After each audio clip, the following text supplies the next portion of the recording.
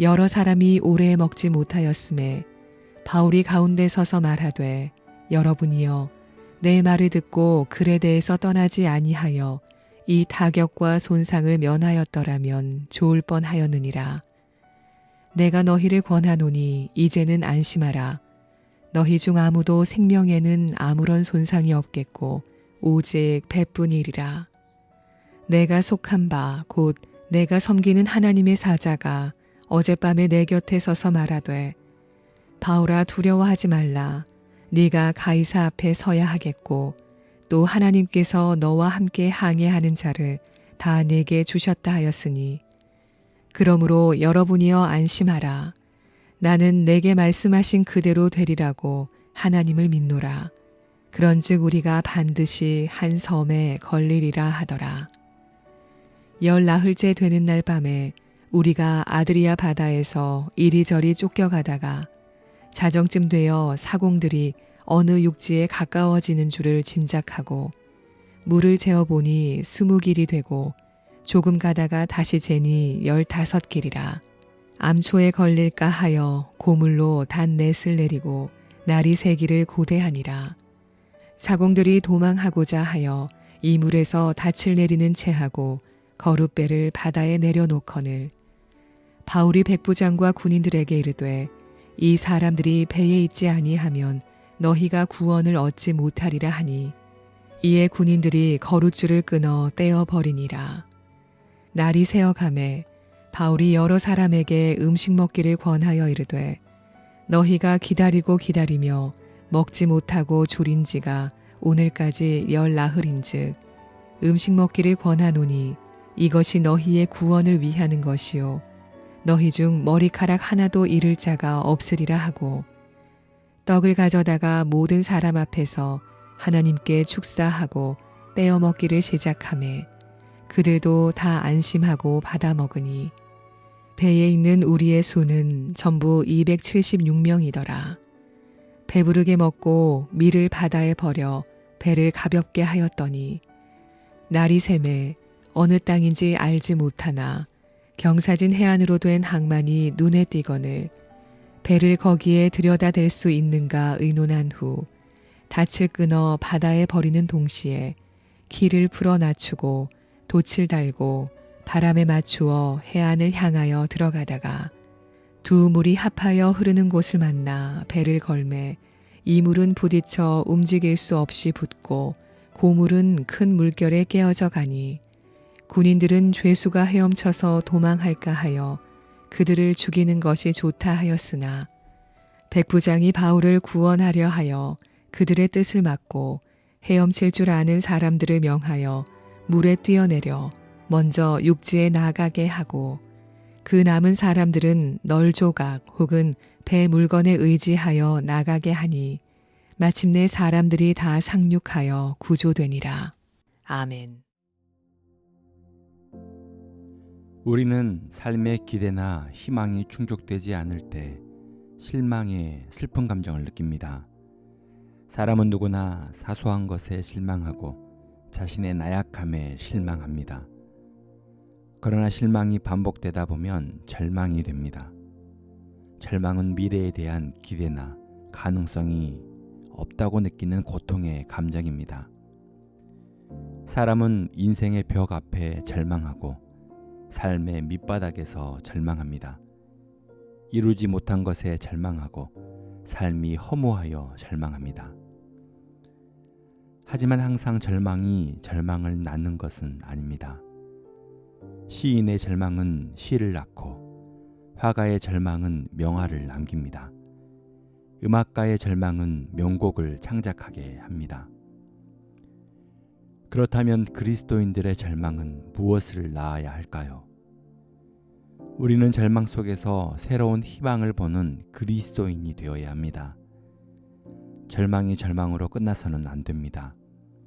앞이 보이지 않아도 하나님을 향한 소망이 있다면 새롭게 꽃을 피울 수 있습니다. 하나님을 믿는 사람은 절망을 삶의 씨앗으로 뿌릴 때 반드시 희망을 결실하게 될 것입니다. 희망을 말하기 어려운 시대입니다. 이 어두운 세상 속에서 희망을 말하는 그리스도인이 되길 소망합니다.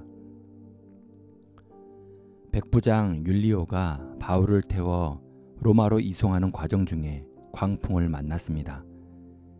거센 바람 때문에 배는 방향을 잃고 표류하기 시작했습니다. 이틀, 사흘이 지나고 점점 시간이 지날수록 구원의 소망을 잃어버리게 되었습니다. 배에 탄 모든 사람들이 절망에 사로잡히게 되었습니다. 이때 영적인 리더십을 발휘한 바울이 아니었다면 그들은 살 소망을 찾지 못했을 것입니다. 바울은 이 풍랑 끝에 하나님의 계획이 있음을 믿었습니다. 바울은 내가 가이사 앞에 서야 하겠다는 하나님의 약속을 붙들었습니다. 바울은 하나님께서 예비하신 부르심의 뜻이 있을 것이라는 것을 확신했습니다. 그래서 25절에 여러분이여 안심하라. 나는 내게 말씀하신 그대로 되리라고 하나님을 믿노라. 바울은 하나님의 말씀을 믿었습니다. 그리고 하나님의 말씀에 대한 소망을 붙들고 사람들을 안심시켰습니다. 우리도 삶의 자리에서 하나님의 말씀을 의지하고 믿음으로 가족과 성도들과 이웃들을 안심시키는 사람이 되기를 소망합니다. 배가 바다에서 표류된 지 14일 자정쯤이 되어서 그들이 어느 육지에 도달했다는 것을 짐작할 수 있었습니다. 그들이 도착한 곳은 이탈리아 반도 남쪽에 위치한 멜리데 섬이었습니다. 이곳은 이탈리아 반도에서 가깝고 로마에 훨씬 빨리 도착할 수 있는 곳이었습니다. 하나님께서는 광풍 중에도 그들 모두를 로마로 향하는 길로 인도하신 것입니다. 광풍이 줄어들고 정신을 차려보니 목적지 바로 앞에 와 있는 것이었습니다. 성도 여러분, 하나님은 하나님의 약속을 붙잡고 하나님께 소망을 두는 자에게는 반드시 부르심의 축복된 자리에 도착하게 하십니다. 광풍 중에도 마음의 소원을 이루시는 분이 하나님이십니다. 하나님의 뜻대로 부르심을 받은 사람들에게는 인생의 폭풍도, 인생의 고난도 실패의 길이 아닙니다. 하나님께서 인도하신 가장 빠른 길입니다. 하나님은 이유 없는 고난과 어려움을 안겨주시는 분이 아닙니다. 그 길 끝에는 우리에게 커다란 은혜와 축복을 내려주시기 위함입니다. 그래서 우리가 인생의 광풍을 만나도 문제를 만나도 두려워할 것이 없습니다. 우리 모두가 고난 중에도 하나님을 기대하고 더 큰 은혜를 사모하는 복된 성도님이 되시길 소망합니다.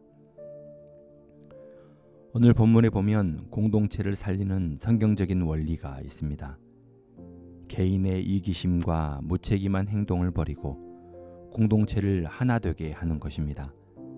30절 31절을 보시면 배가 육지에 가까웠음을 안 사공들이 배의 앞쪽에 작은 배를 띄워 자신들만 살겠다고 먼저 도망치려고 했습니다. 바울이 이 사실을 알고 백부장과 군인들에게 이 사람들이 배에 있지 아니하면 너희가 구원을 얻지 못한다고 얘기합니다. 날이 밝은 후에 배를 안전하게 육지에 대기 위해서는 선원들의 경험과 기술이 필요했기 때문입니다. 그래서 군인들이 작은 배의 줄을 끊어버려서 선원들의 이기심과 무책임한 행동을 실행에 옮기지 못하게 하였습니다. 이제 바울은 배에 탄 276명 모두를 함께 모이게 합니다. 배 안에는 백부장, 군인, 선장, 선원, 헬라인, 유대인, 다양한 사람들이 있었습니다. 그런데 놀랍게도 사도 바울이 떡을 가져다가 배 안에 있는 모든 사람들 앞에서 하나님께 축사하고 떼어 먹였습니다. 모든 사람들이 바울의 말과 행동을 통하여 하나님의 존재와 능력을 믿게 되었고 함께 하나님께 감사하며 떡을 떼어 먹게 된 것입니다. 모두의 마음을 하나가 되게 하였습니다. 성도 여러분, 공동체 변화의 시작은 하나님께 소망을 두는 한 사람의 삶으로부터 시작합니다. 하나님을 향한 소망을 간직한 바울 한 사람을 통해 276명이 각자의 이기심을 버리고 하나님 앞에서 함께 떡을 떼며 함께 살아가는 길을 찾게 되었습니다. 사랑하는 성도 여러분, 사람에 대한 실망, 인생에 대한 절망이 찾아올 때마다 하나님의 말씀과 약속을 기억하십시오. 말씀하신 그대로 되리라는 믿음을 가지십시오. 소망의 이유를 나에게서 찾지 마시고 언제나 약속하시고 성취하시는 하나님께로부터 찾으십시오. 어둠과 절망의 세계에 빠져 있던 우리를 위해 이 땅에 오신 예수 그리스도를 바라보십시오. 기쁨의 영이신 성령님과 함께 소망으로 가득 찬 삶이 되길 기도하십시오. 소망의 마음을 가지고 가족과 성도들과 이웃들을 안심시키고 하나 되게 하십시오. 인생의 광풍 뒤에 하나님께서 약속하신 일들이 반드시 이루어질 것입니다.